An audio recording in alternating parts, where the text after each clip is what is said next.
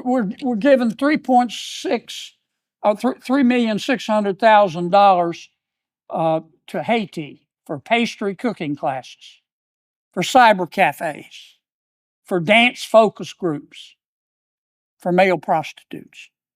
The president's saying, I don't think so. I don't think that the American people support giving their hard-earned money to male prostitutes in Haiti. So he's asking us to cut it out. I want to talk about just a few subjects briefly today, in no particular order. I want to talk first about Russia and the war with Ukraine. Now, regardless of how you feel about the war in Ukraine, I think most fair-minded people can agree on two things. Number one, Vladimir Putin, who runs Russia, not the people of Russia, but their leadership, is a thug. He's a pirate. He has blood under his fingernails. He can't be trusted. And the second thing that I think most fair-minded Americans can agree on is that we would all like to see the war ended. President Trump has tried. And frankly, President Putin has treated our president, as I've said before on the Senate floor, Putin has treated our president like President Trump has taken the bullet train to Chump Town.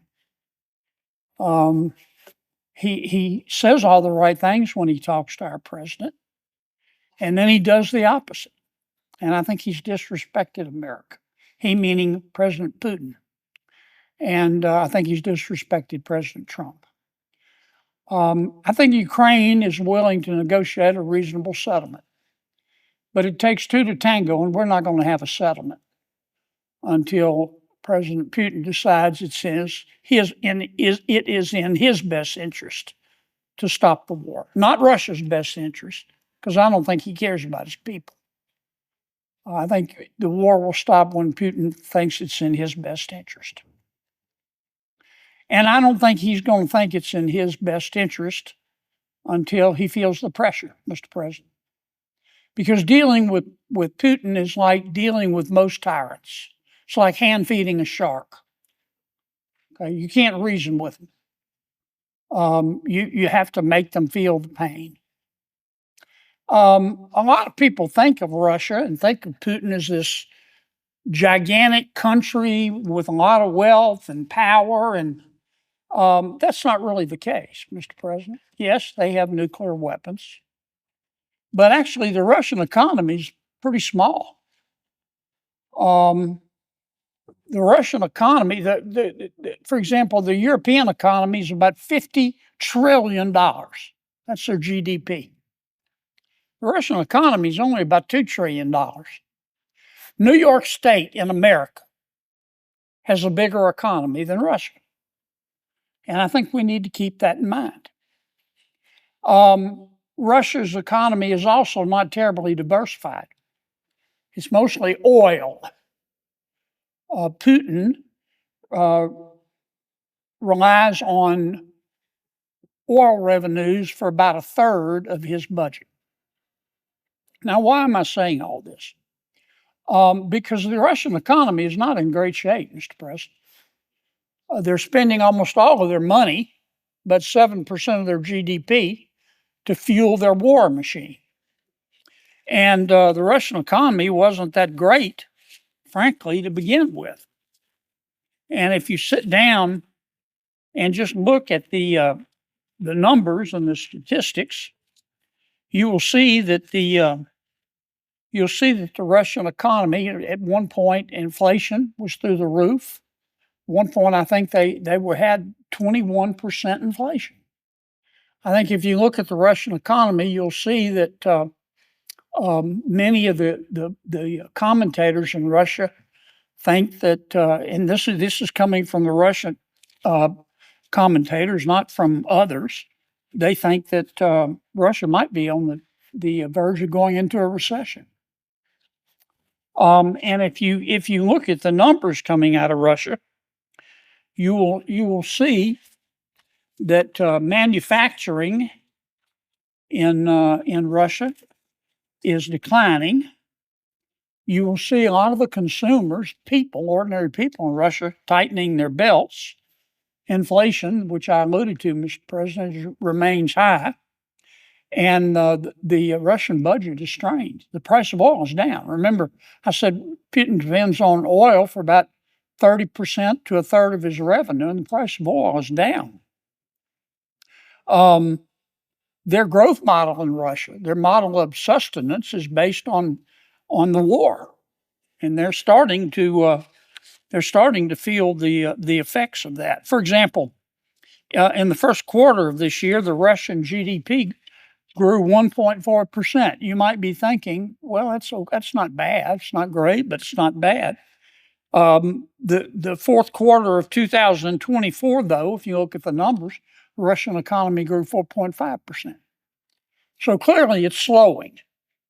And once again, remember I said the Russian economy is based on oil. Why is it slowing? Well, number one, the price of oil is down. We know that. Number two, Russia is spending all of its money fighting the war with Ukraine, which has hurt other parts of its economy.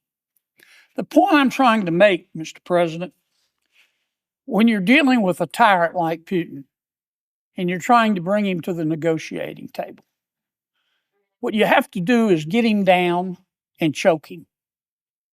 And the way to get President Putin down and choke him is through his cash flow. Putin, and remember, I'm not talking about the good people of Russia. I'm talking about their leadership. I'm talking about Vladimir Putin, the thug. Putin is only able to prosecute his war through cash flow generated by his sale of oil. That's the only way. Without that cash flow from oil, he can't continue. We need to cut off his money. We need to cut off his sale of oil.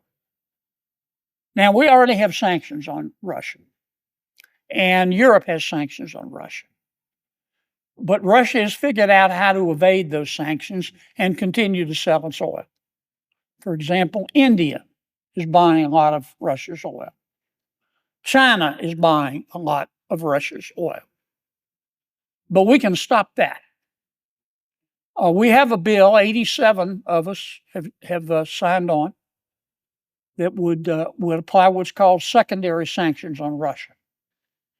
And our bill would not only sanction Russia and its sale of oil, but it would sanction everybody who buys Russian oil. Big difference. Big difference. It would say to those who want to buy Russian oil, if you want to buy Russian oil, have at it. Knock yourself out. But you're not going to be able to do business with America. And you're not going to be able to use the American dollar, which is the world's currency, to do business in America. It will put Putin on his knees within 3 months. And he won't have any choice but to come to the bargaining table. Now, President Trump's been very patient. President Biden, he wasn't patient. He was giving. I remember when President Biden said to Putin, well, we don't want you to go into Ukraine, but if it's just a little excursion, it might be okay. I remember that. What do you think Putin did? Remember, hand feeding a shark? He went right into Ukraine.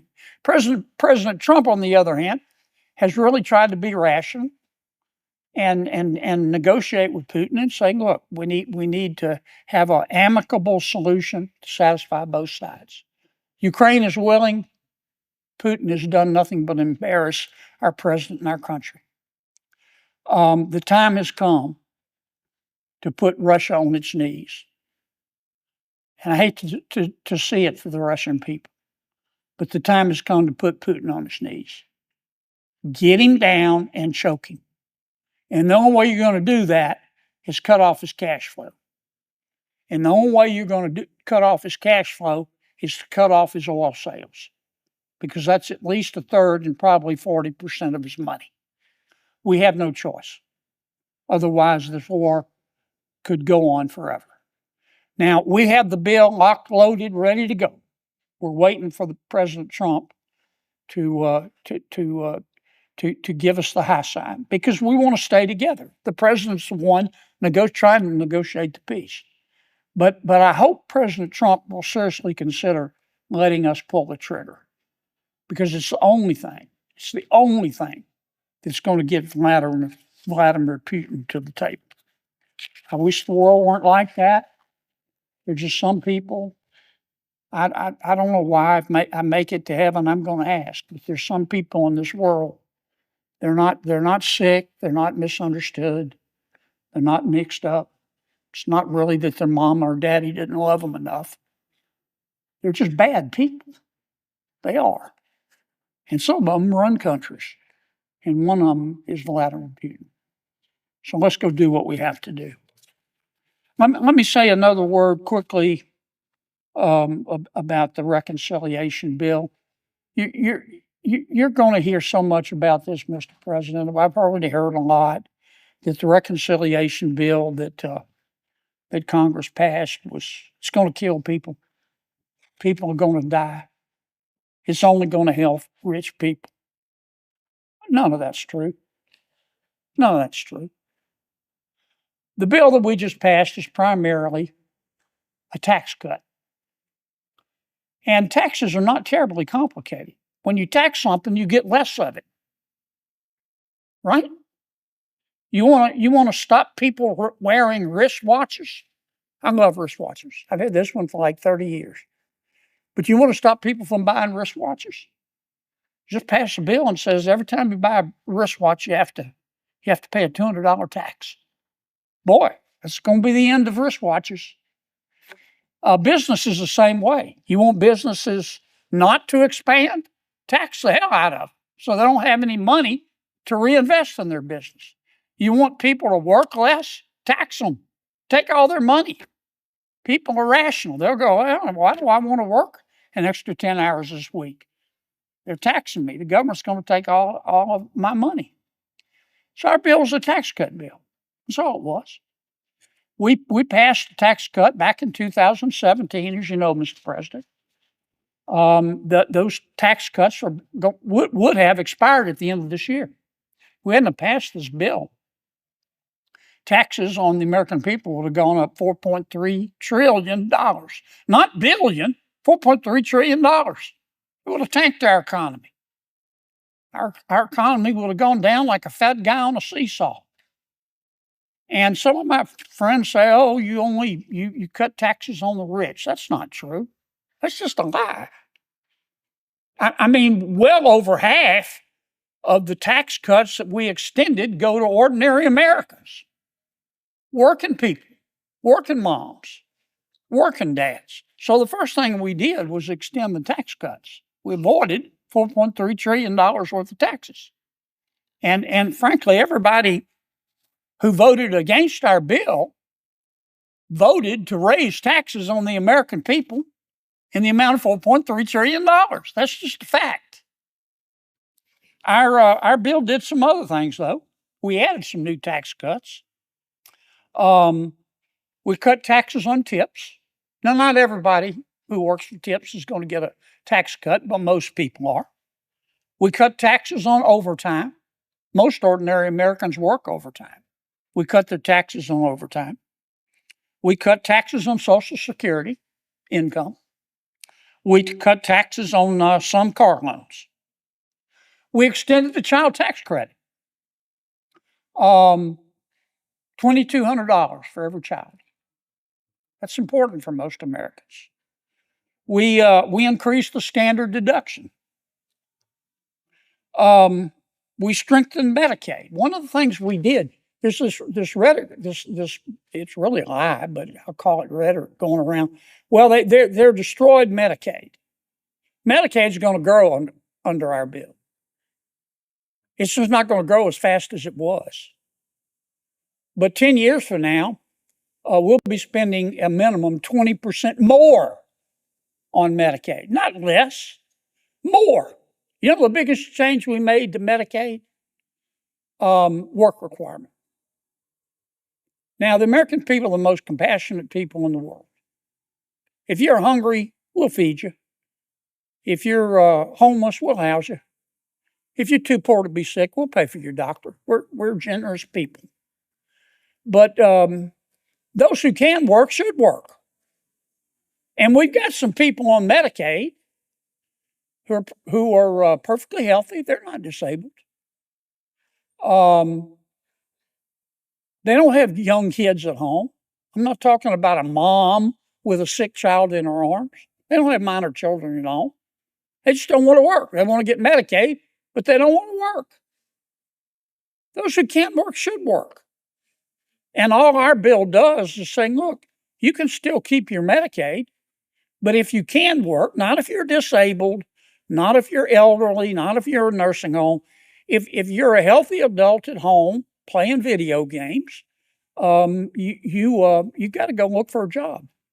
And you got to work at least 20 hours a week. Not 40 hours a week, 20 hours a week. What's unreasonable about that? The other change, major change we made to Medicaid was some people, not most people, but some people, when they sign up for Medicaid, they lie. They say, I'm only making $25,000 a year. Well, in fact, they might be making $75,000 or $100,000 a year. I'm not exaggerating. I've seen that happen. What we've told the states is twice a year for all of our folks on Medicaid, you got to check their eligibility. Make sure that they're not making more than they're supposed to, because Medicaid is not for everybody. What's wrong with that? What's wrong with saying to people, you're not entitled to Medicaid if you're not eligible? What's unreasonable about that? We're not telling people. We're trying to save Medicaid so that we can afford it for people who really need it. The other two things this bill did, and then I'll move on quickly to my other subject. It provided more money for border enforcement. Now, I know there are many people in America, and there are many people in the Senate who believe in open borders. I respect that. They may not say it, but they do. They just think the border ought to be wide open, and they think that if you believe in secure borders, you're a racist.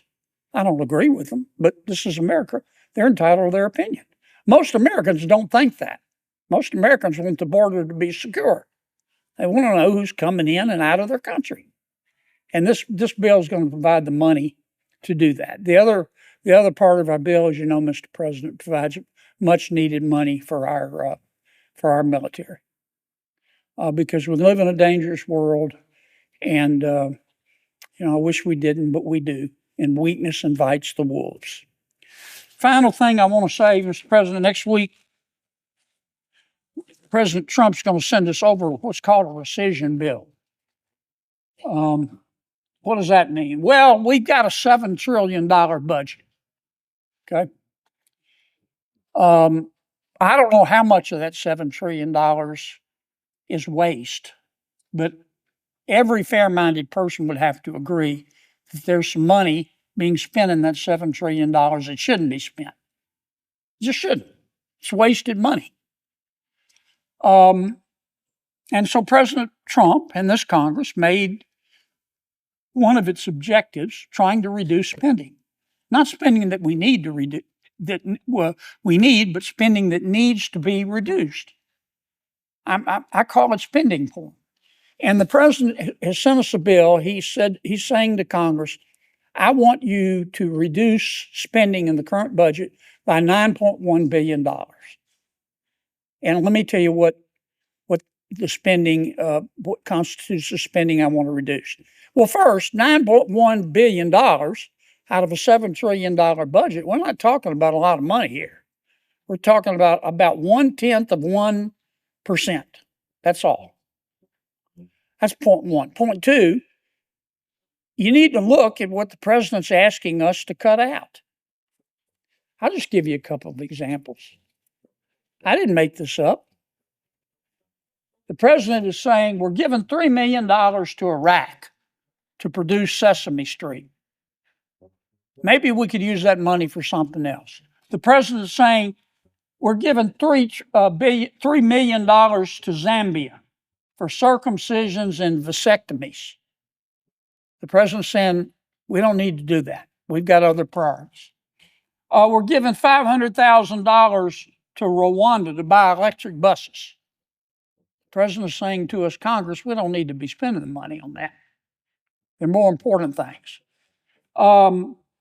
We're spending $67,000 to give insect powder to kids in Madagascar. I don't even know what insect powder is, but the president's asking us to cut it out. We're giving $3,600,000 to Haiti for pastry cooking classes, for cyber cafes, for dance focus groups, for male prostitutes. The president's saying, I don't think so. I don't think that the American people support giving their hard-earned money to male prostitutes in Haiti. So he's asking us to cut it out. He's asking us to reduce the budget by $833,000 because some of President Biden's bureaucrats gave a contract to transgender people, sex workers, and their clients in Nepal. The president's saying, I don't want to do that. And he's right. That's enough. You get the idea. That's why I call it spending porn. Triggers your gag reflex. You look at this stuff and you go, what in God's name? Who decided to do this? Well, Congress didn't. The bureaucrats did. It's money we appropriated, but we didn't tell them to go spend money, $833,000, and give to sex workers in Nepal. They just took the money we appropriated and used it for that. And so the president is asking us to do what's called a rescission, to cancel the spending. Now, I have listened. I've been here 8 years, Mr. President, and I've listened to a whole bunch of people talk about the need to reduce spending. But you got to watch what people do, not what they say, because talk is cheap. And around here, I've learned pretty quickly that reducing spending, it's like going to heaven. I want to go to heaven. I bet you want to go to heaven, Mr. President. I bet our guests in the gallery want to go to heaven. But everybody wants to go to heaven. Raise your hand if you're ready to take the trip today.